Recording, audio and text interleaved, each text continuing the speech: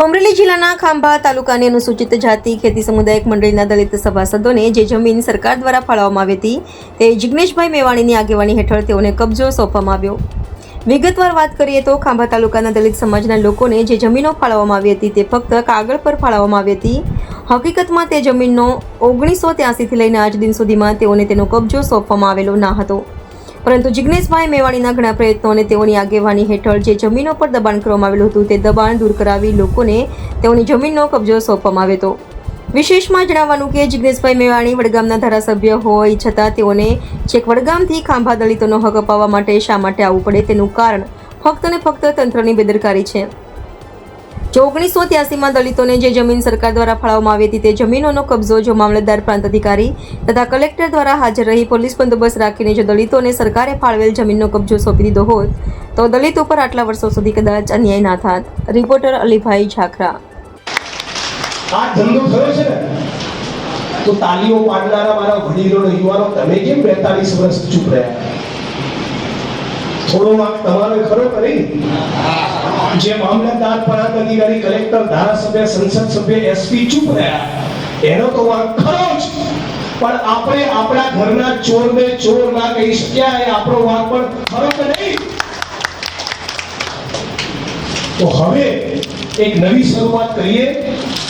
મહેરબાની કરીને આ મંડળીના પ્રમુખ અને મંત્રી દર વર્ષે એકવાર મને આવવાનું મન થાય એવો વહીવટ કરજો.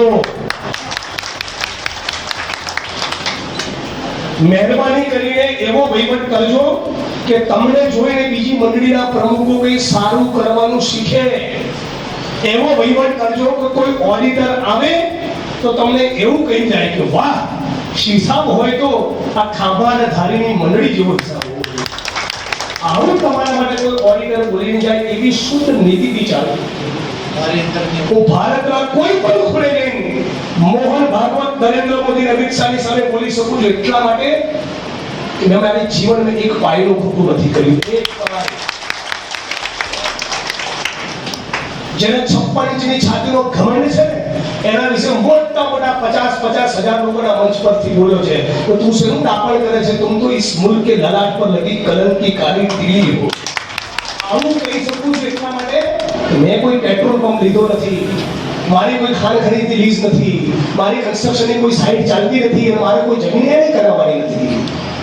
તો લડી શકો. આવી નીતિથી ચાલશો તો જિગ્નેશભાઈ તમને મદદ કરશે. આ પણ જાહેરમાં કહું છું.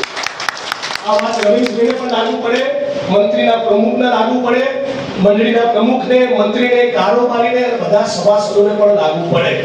આ મુદ્દા નંબર 2. મુદ્દા નંબર 3, મેં રમેશભાઈને બધાની વચ્ચે ચોખવટ કરી હતી. તમારી તમામ જમીનોમાં માપણી કરાવું, કબજા ખાલી કરાવું, કોઈના ફાંકો હોય કે ના ઘૂસવા દઉં, તેનો ટોટલ ફાંકો ઉતારી દઉં. પણ એક શરત, અને એ શરત એવી કે તમારી મંડળીના અડધા સભાસદો હું નક્કી કરીશ.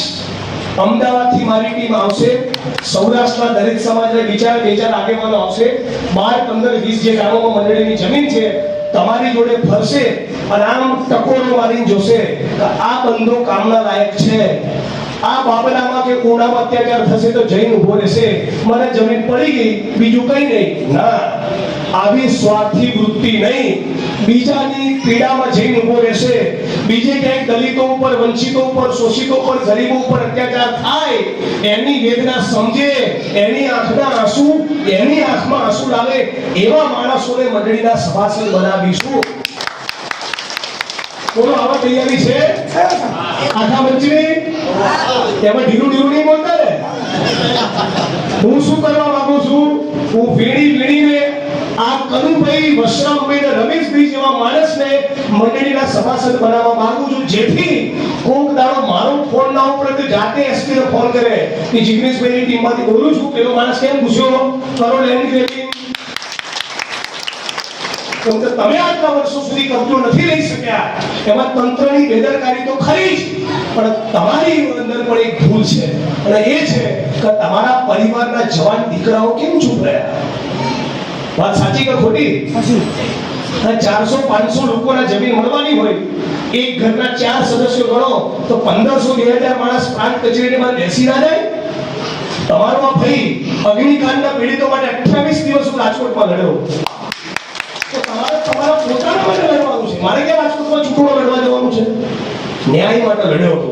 તો તમારે ત્રીજા કોઈ વ્યક્તિની પીડા જોઈને લડવું તો પડે ને. ના ભાઈ ના, એ બધું કઈ નહીં. જિગ્નેશભાઈ, તમે ત્યાં અમારી માપણી કરીને કબજો સોંપી દો, પછી તમે તમારે ઘેરનું, મારા ઘેર નહીં ચાલે. બીજું, આટલા 10 કેમેરા રેકોર્ડ કરે છે, બધાની સાથે કહું છું.